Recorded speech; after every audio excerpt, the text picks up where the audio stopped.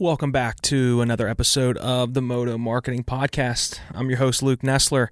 Well, we got through Anaheim 1 weekend. Man, that might have been the most excitement and hype and build-up leading into an Anaheim 1 since the Reed, Stewart, Wyndham, Carmichael first-time showdown at Anaheim 1. It was super exciting. I enjoyed it. Hope you enjoyed it as well. My prediction was Adam Cianciarulo. I was pretty close. Still incorrect, but pretty close.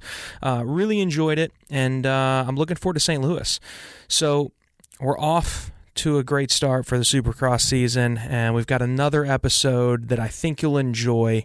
Now, this is somebody that works for a company that specializes in this sport, and it's a reason why I was excited to get our guest on, is because he has a niche customer base, being in the moto space, but within the moto space, it gets even more granular. We're talking to Dan Hallada from Kreft Moto today. Now, you might or might not have heard of Kreft Moto. You're going to know all about them by the end of today's show. But what I want you to know going into it is what we're talking about today is with a gentleman that is a major key figure at a brand that specializes in working in just WP suspensions. They're suspension tuning experts, but just on the WP front. So how do they get the attention of the marketplace? Because their marketplace is much smaller than the marketplace as a whole. What are they doing? How are they standing out?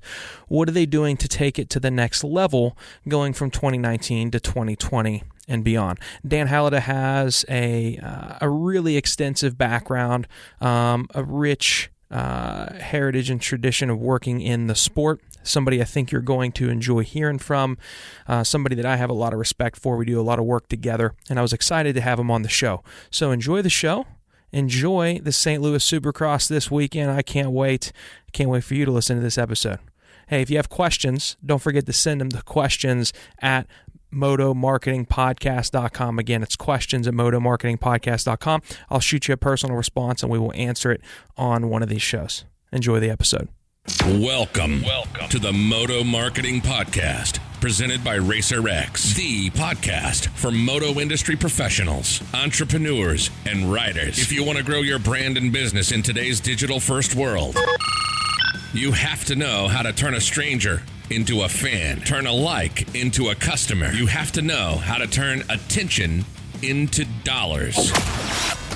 This podcast is dedicated to keeping you in the know on real marketing tactics that work in the moto world so that you grow your business and help grow the sport. Get ready to learn from the very same marketing experts trusted by RacerX, Lucas Oil Pro Motocross, GNCC, and NBC Sports. They'll help you navigate the world of digital marketing for your moto brand.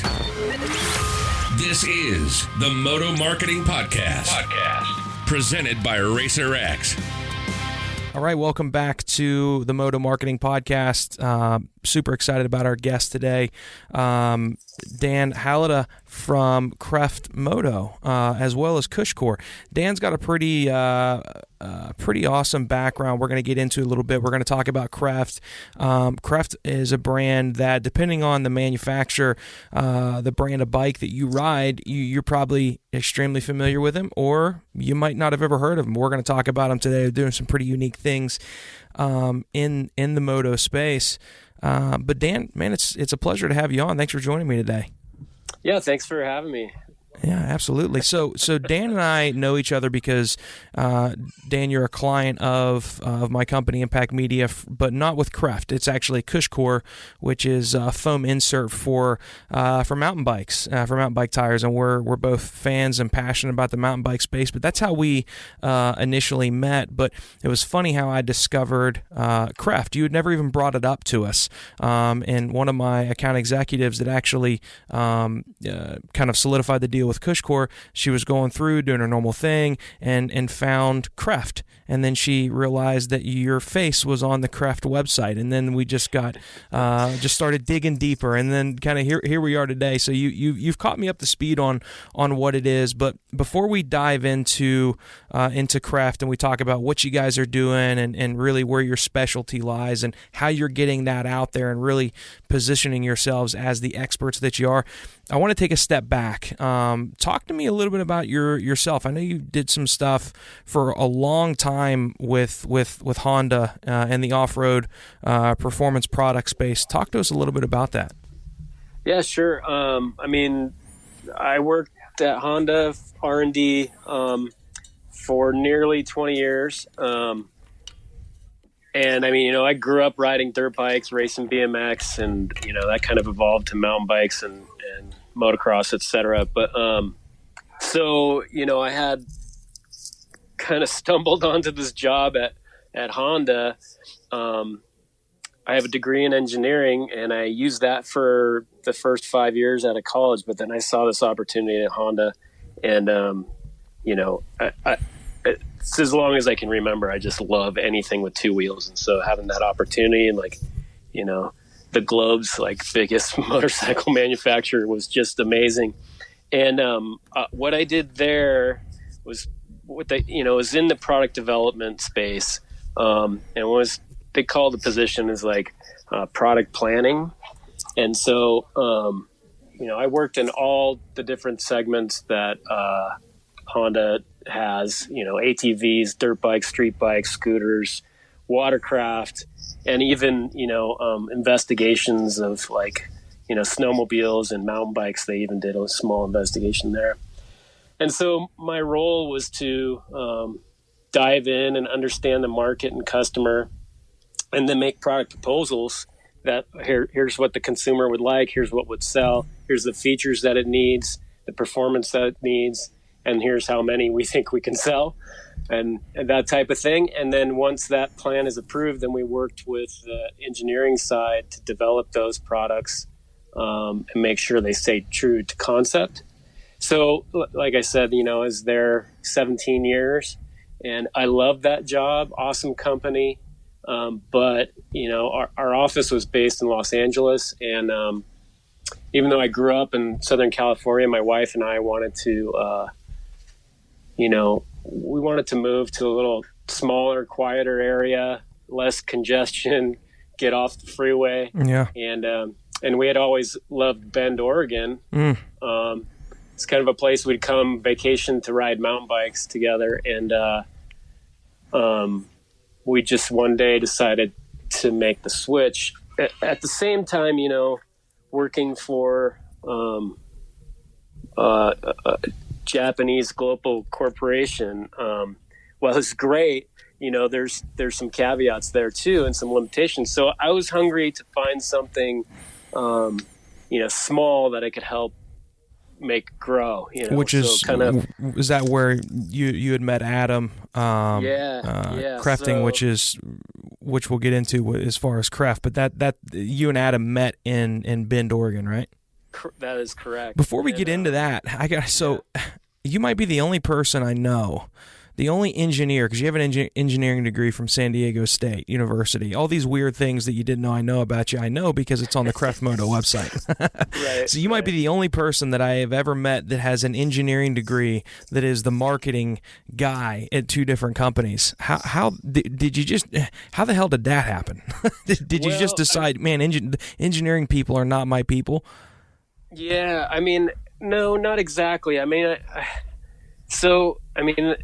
Again, it was the opportunity at Honda, and I started looking for jobs in the motorcycle industry just because I knew that's something I was passionate about, and that passion was never going to go away. And so I wanted to align my career with a passion, and I started looking around, and I just, when I initially saw the job posting for this product planner, I was just like, I have nothing to do with that. Right. And concurrently, they had a they had posted, this was way back when there was Cycle News, the newspaper, right? So there was want ads in the back, industry want ads. And they had another position. While this kind of marketing position sounded super interesting, I had no background in that at all. And so I didn't apply for that. But they had another position for basically an industrial designer. And while I didn't have a degree on that, I was just like, oh, what the heck? Mm-hmm. Try something different. I could parlay my engineering and maybe, Well, as it turns out, they did call me for an interview, but not for that position. They called me for the position I did not apply for. And once they described like what that actually was and what it did, it just like just resonated with me so much because it was technical, but also had like a creative side. So I would say, I have a degree in engineering, but I'm not necessarily like the classic, the typical engineer. I think from what I've gathered from our time working together, it makes sense now because you've done such a great job on, especially on the Cushcore side of things, just being able to explain what looks like such a simple product, but there's so much that it does and that goes into it that really it's going to take that person that's got that weird mix of an engineering mind / marketing storytelling mind, and that all kind of makes sense now that I've learned a little bit more about your background.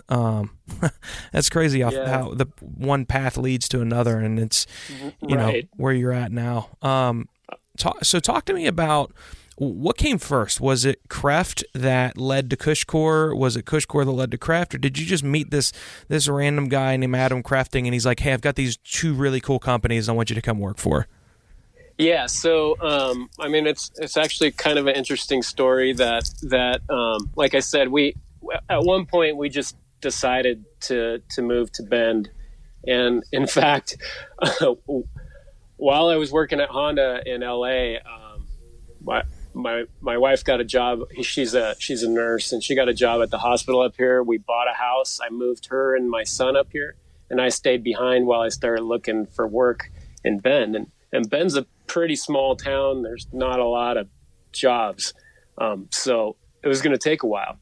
And anyway, but the ball was rolling, and like my wife said, we'll make the momentum, and it'll carry us up there. We'll figure it out as we go.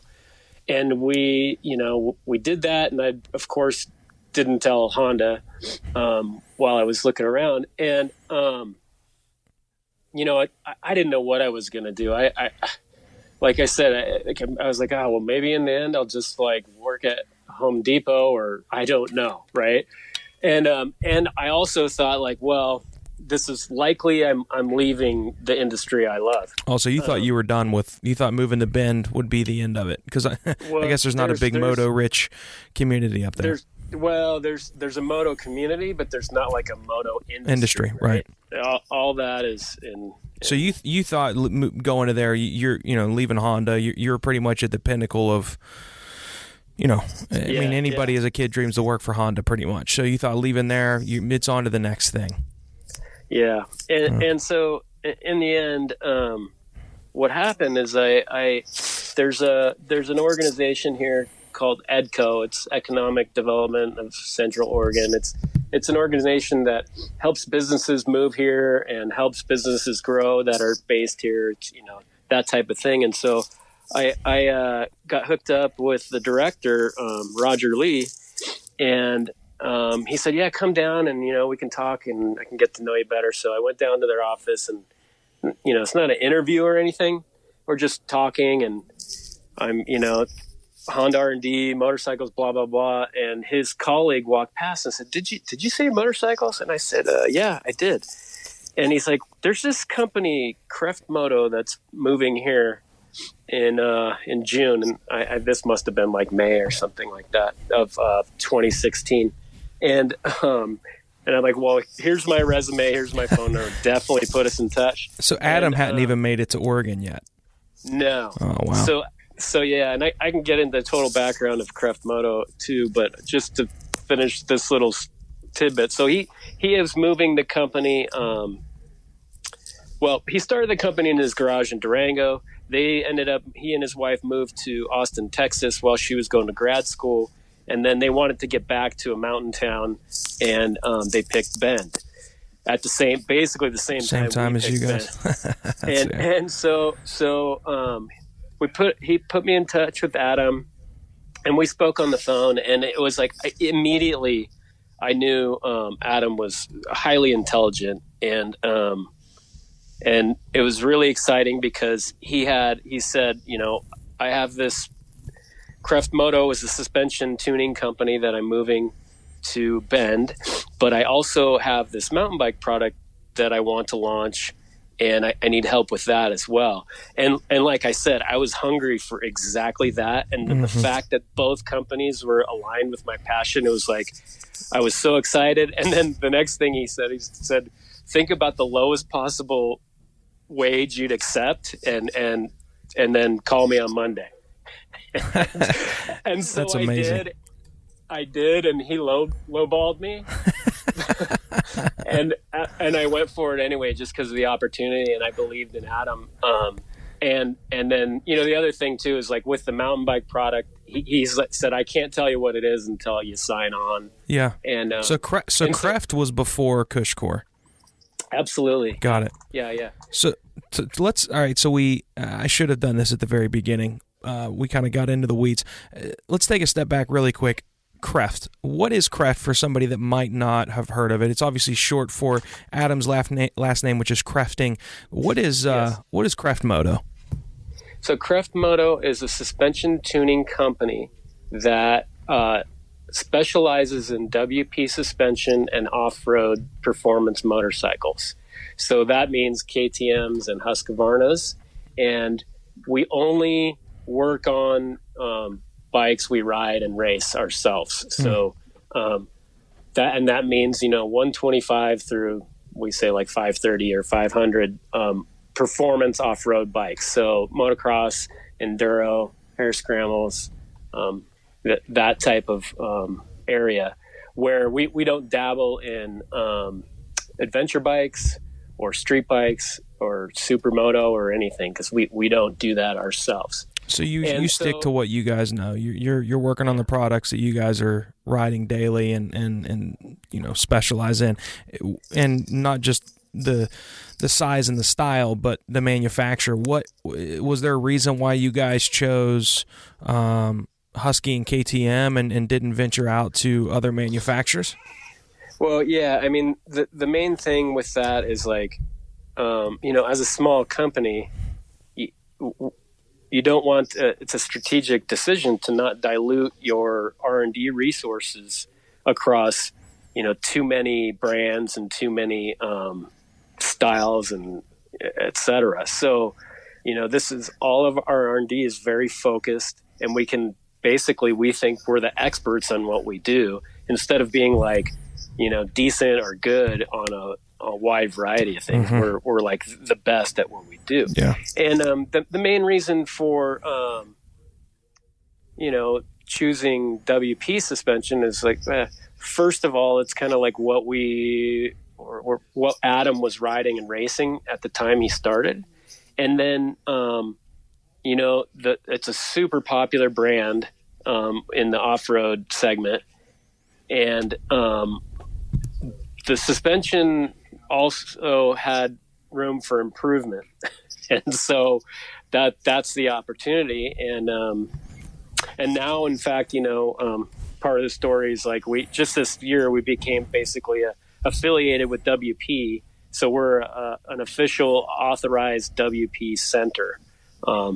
So we have their endorsement. But that's awesome. That's big. And again, for those listening to this and you're like, okay, yeah, cool, Luke's bringing clients on. Kreft is not a client. Cushcore is, which is again how we got to know each other. But the reason I reached out to you to come on this show was, obviously I thought what you guys are doing with Kreft was pretty cool, but you being the marketing mind and really just what the company is doing, I think is there's something that small businesses in moto can learn. There's something that big businesses in moto can learn from you guys. And a friend of mine, Judge Graham, has a saying, and he said, I'm big on it being an inch wide and a mile deep. And he's talking about your vertical and your niche. And obviously our vertical and niche is cycling and moto. Your vertical and niche is not just moto. It's two specific manufacturers within moto, and it's specific bikes within those manufacturers, and I think that's really cool. How have you guys, what have you done, up to this point to portray that message and position yourselves as, who you are, and really get that narrative out there that educates people that you're not just some mom and pop shop that, hey, Bob's Garage, bring it here, I'll fix it for you. Like you guys are specialists of your craft at the same level that the Mitch Payton and the Bill's Pipes guys are. They're specialists of a very specific thing that they do.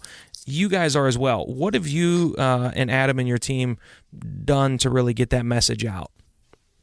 Yeah, I mean, before the messaging, I just also want to explain a little differentiator about Kreft and about Adam and himself. And like I said, like when I talked to him on the phone, he there's tons of suspension tuners out there, and most of them, I would say, approach it with like not in a derogatory way, but more of like a garage mechanic style and a seat of the pants tuning. Adam got so into suspension engineering that he purchased a $150,000 electromagnetic suspension dynamometer. So that most race teams don't even have that. Yeah. So for those of us that just ride, what is that? So it's a device that you can hook up to the suspension, and it runs through cycles and tests, and it basically can put the suspension through different tests. Wow. And you get actual data of what the suspension's actually doing. Wow. So you can compare that to your subjective analysis when you're riding the bike, the seat of the pants, and then when you make changes, you can analyze it and exactly what's going on. Or if something feels, this feels like maybe it's broken, you can put it on there and do some diagnostics on that. And it's just a level of R&D that the garage mechanic can't do. Right. And that, not only does it speed up our development process, it just makes it much more accurate and quantifiable. So that's like a big differentiator for Kreft Moto from other suspension tuners as well. And so having said that, that gets back to the messaging is like, we come at it from an engineering approach. When a customer calls and wants to know how we can improve his suspension, we don't use words like, "Oh, bro, it's going to be badass. It's sick." We actually take you through and explain what we found the limitations are with the stock suspension and what mechanically we're going to do to improve that. And then how that's going to feel for your ride. And so, that's kind of all of our messaging, and our website reflects that. We try to, on our website, we try to keep the initial explanation as concise as possible, but you can always click through to more and more and more information. 'Cause I mean, we're all engineers here basically, and we kind of geek out on that stuff, and so the more we talk about it, the more just kind of goes down a rabbit hole. But so that's something that we worked on really hard on our website, is trying to make it really technical and accurate, but also clear and concise. But if you want to know more, it's easy to get to. I think that's something that you guys have done a really good job of, that again, a lot of businesses, big or small, can learn from.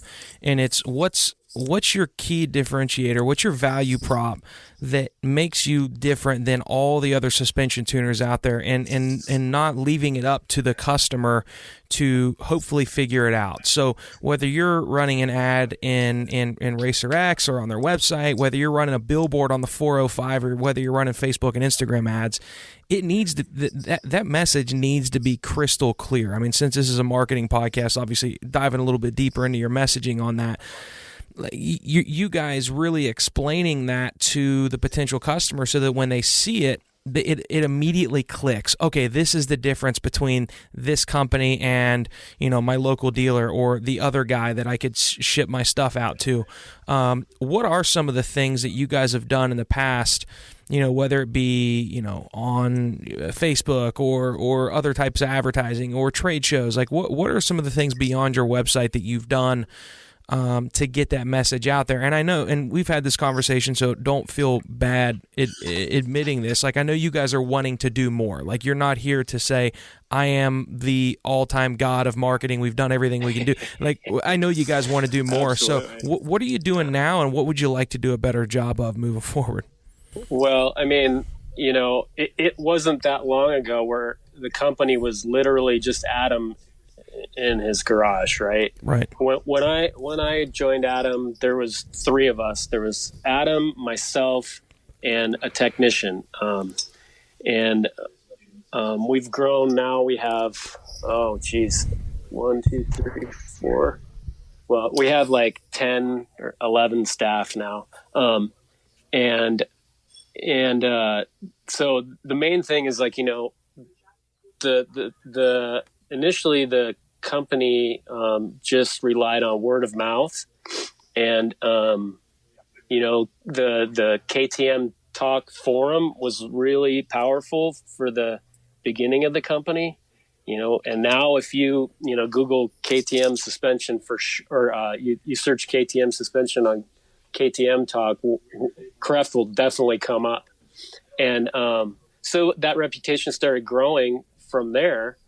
And Adam was hesitant because it's such a small company to spend any money at all on advertising, because it's really hard to directly see the ROI, right? It's hard to measure, like a magazine ad, right? How do you measure that ROI? However, as we're developing and growing the company, and that kind of organic word of mouth is spreading, we did start advertising in the major publications, but we also we created some unique products that were able to get the attention of those editors to do evaluations and tests on, and those tests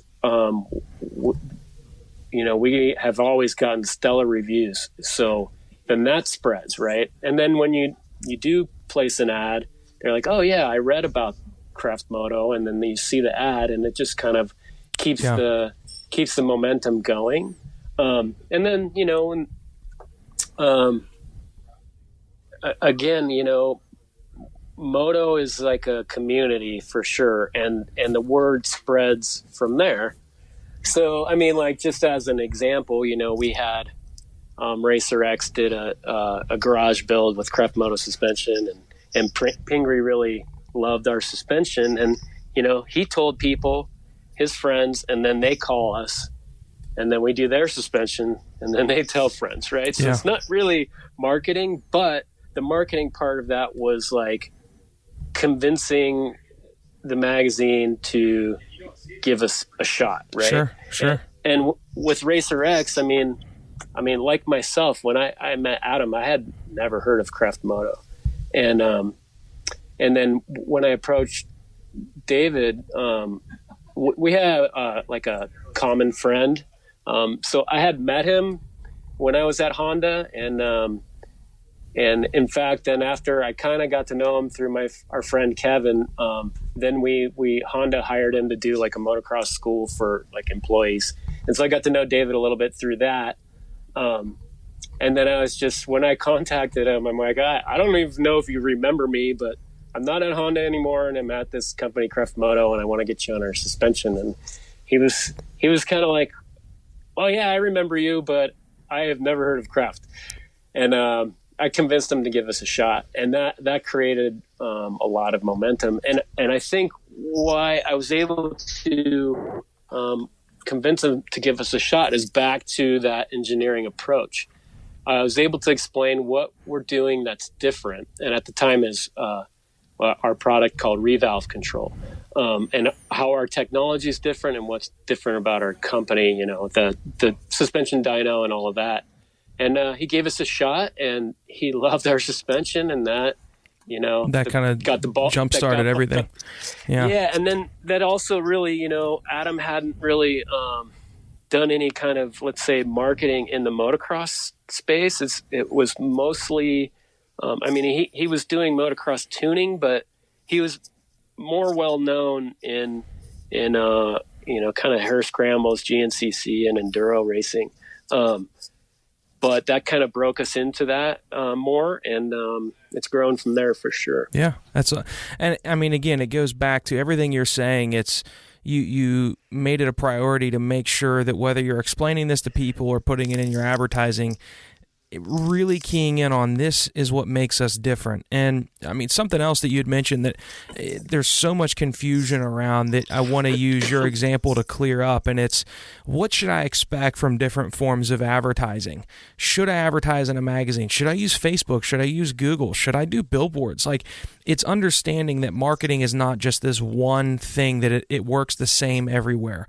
Your expectations have to be aligned properly. So, our approach to it is have relationships that you can leverage to get exposure and awareness. That would be a good example of what you just said with David Pingree. You need brand awareness. You need to position your brand where there's a lot of attention and eyeballs on it, that if you're there, it means something. That's a great example of the value that something like Racer X brings, whether it be in the magazine or on the website. Putting an ad in the magazine, if your expectation is, well, tomorrow I'm going to look and I'm going to see my sales on my website go up, you got it all wrong. It's a matter of, I put my ad in that magazine because that is a prestigious place for my brand to be, and it's going to need to be there for a while, but people are going to start to notice it and recognize it. My relationship with David Pingree isn't going to spike my sales tomorrow, but he's going to talk about us. That's going to help. I need to run ads on Facebook and on Google so that when people are searching for me on Google or searching for our service on Google, we're coming up, not the competitor. I need to run ads on Facebook because I can deliver an ad directly to a person that is interested in supercross, motocross, this rider, that rider, and that's going to drive them to my website. So it's what we call omnipresence, right? You can't just do one or the other and expect magic to happen. You got to be in multiple places, and I know that's something that you guys are doing. So many people don't understand that, though, that it's not just one thing, and that one thing's not going to make everything happen. You got to find what type of mixture can you make, what kind of mixture can you afford, and then go all in on that. And I think that's what you guys have done. I know you're wanting to do more of it too. Yeah, no, that's exactly correct. When I started, we were doing zero. Literally spending $0 on advertising. And as I think you can correlate our ad spend with our revenue, and both have increased dramatically since 2016. And it's the attention. I had a show that I did for a long time called Attention Equals Dollars, and that's exactly what it is. If you're not advertising, man, nobody knows you, and if nobody knows you, nobody's going to buy from you. So the fact that you guys are seeing, you said the thing with David Pingree jump started it. Well, you were getting attention that you weren't getting before. But not only that, something you guys have done well, that you've been the brain behind it. When you get the attention, you're not messing it up. So many people mess it up when they get the attention. They're not standing out from other people. And I think you've said it time and time again on the show. What you're doing to stand out is you're making it very clear what is different at Kreft than at other options that are out there, right? Yeah.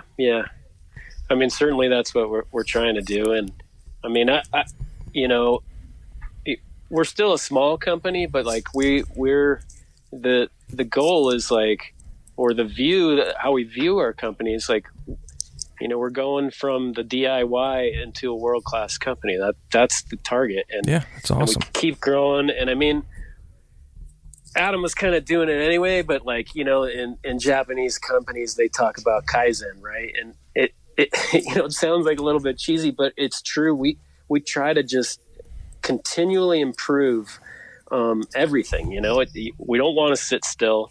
And you mentioned like, yeah, we want to do more, and that is 100% true. We don't want to ever stop improving, and that's sort of like a mantra in our company from all employees. I mean, the staff we have, we're really lucky. Like, we've just attracted really strong people, and everybody has their own skill set, and it's just additive. And everybody has that common will to always progress. Yeah. Yeah. What are I always like to ask this as we kind of wind things down. What's next for Kreft from? I guess let's split it into two things. First off, what's next from Kreft as a company? And then what's next from Kreft that you guys are wanting to do better moving into 2020 and beyond to really get that messaging out there? Are you wanting to do more digital? Are you wanting to have a physical footprint at more, events like the AIM Expo and the Nationals and Supercross? Like what's kind of next on those two fronts? Yeah. So a couple things. I mean, one thing that comes to mind specifically is like just utilizing social media more to spread the word about what Kreft is and what Kreft does, right? So far, we haven't really turned that funnel on. And, we do it, but we haven't put a lot of effort into it yet. One of the caveats being, we're basically a service, and it takes a lot of consultation with the customer. It's not like a customer can click on a Kreft ad and buy a product. Although that's the next thing that I'm leading towards. So that, that funnel of how customers get in touch with us and that service side of our business, it's a little bit challenging to do with social media, but I think we have some good ideas of what we're going to do more with that. So ironing out that funnel so that it's easier to go from somebody interested to an actual customer online. Right. Yeah. Right. Like, yeah. So then the other thing is that we are working on, more off the shelf products so that we will have products that a customer can just purchase. Right. Mm. So that's, Kreft is primarily like we have suspension products now, but we have to install them. And so it's part of a service, right? It's kind of a service business. We tune your suspension for you, but we want to add another, sales channel of products that are quote unquote off the shelf. We have a couple now. Power Dial is one of them. It's a dial that allows you to tune your power valve on your two-stroke KTM or Husky by just twisting this key. Anyway, a no-tool adjustment. But we're working on other stuff. So that's something that's a direction for Kreft. And then the other thing we'd really like to do, we're at the point now, we're big enough and we have enough experience that we'd really like to get some professional racers, both in the off-road and motocross, to, support them with our suspension services, and then we can get their feedback. So that we're kind of ready for that. We got our feelers out there. So if anybody's listening and absolutely. How could they reach you? What would be the best way for somebody that's a pro level rider to reach out? And you're talking moto, GNCC, Supercross, any profession, as long as it's a KTM or Husky. How could they get a hold of you? I mean, you can email me directly, dan@kreftmoto.com, or call us. We'll put that in the show notes as well. So if you guys are listening to this and you missed that or you're driving, just click on the details of the podcast, and Dan's email will be in there for you. And I mean, that's not to say we do have some, we have pro level guys out there on Kreft suspension, but we want to have like somebody that's more active and kind of that, living the life full time, and we could help support them, with suspension services. And, again, we're still a small company, so we can't pay a top 10 rider a salary or anything like that, but there's privateers out there with that could definitely benefit from our suspension service. So yeah, absolutely.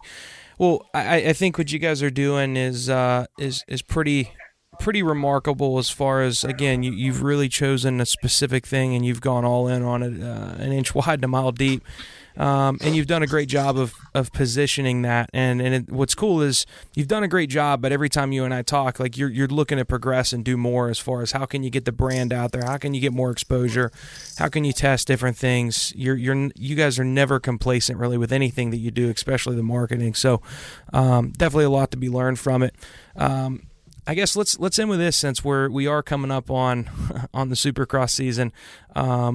Do you follow the Supercross series much, or are you working so much that you just don't have time to even consume it? Oh, no. We basically meet at the shop on Saturday nights and watch Supercross together here. So we all follow it intensely. So who is your pick? Who's your guy? Who's your pick for the 2020? We'll just go the big bike class. Who's your pick for the 2020 Supercross title? Oh, my pick. Well, I mean, okay. My guys are Roxon and Anderson. Mm-hmm. I like them for different reasons, and I'd love to see Kenny. Just the comeback story is insane, and what a great guy, right? But then, I mean, I like Marvin too. Yeah. I love his riding style. Yeah. And he's been close, but man, if I had to bet, it's tough to bet against Tomac or Roxon. I think those are the guys. I mean, those are good picks. That's probably, if you were betting money, I think that'd be a smart bet. I haven't really talked much about it with anybody. And I don't know there's many people that are in my camp on this, but I think who I'm going to go with, at least till the season starts. My mind might obviously change, but I think it would be pretty remarkable if AC was able to come in and just completely shock everybody. I'd like to see that. I'm not necessarily I'm not an AC super fan, but I think it would be something exciting that the sport hasn't seen in quite some time, to see a rookie come in and win. And it would have me, the whole thing with Cooper Webb this year had me on the edge of my seat all year. So if he repeats, that'd be awesome, but I think it'd be pretty exciting if AC came in and won. Chances of that happening obviously are slim, but guy can wish. I think for sure he's going to win some races. I think that's a likely, But the title is a whole different thing. That's right. Well, we will enjoy it, and man, it's been a pleasure having you on the show. Where can people learn more about Kreft? Where can they follow you on social media? And again, we'll put all this in the show notes as well. Yeah. I mean, kreftmoto.com is our website. There's tons of information on there. And then our both our Facebook and Instagram are Kreft Moto, one word. Spelled Kreft, spelled with a K for everybody as well. Yeah, it's not Kraft. Like you said, it's an abbreviation of Adam's last name, which is Krefting. So Kreft Moto, KREFTMOTO. Awesome. Well, Dan, man, it's always a pleasure to talk to you, and I appreciate you being on the show. Thanks, Luke. It was fun. All right, brother. Thank you for listening to the Moto Marketing Podcast. If your goal is to get real, measurable results from your marketing that will grow your company revenue, then check out how Impact Media can get the same results that they have for Moto's most iconic brands by visiting thinkimpact.com. That's THINKIMPAKT.com. Have a marketing question that you want answered on the show? Send your questions to questions@motomarketingpodcast.com. Don't forget to rate, review, and subscribe to the podcast. And we'll catch you on the next episode of the Moto Marketing Podcast.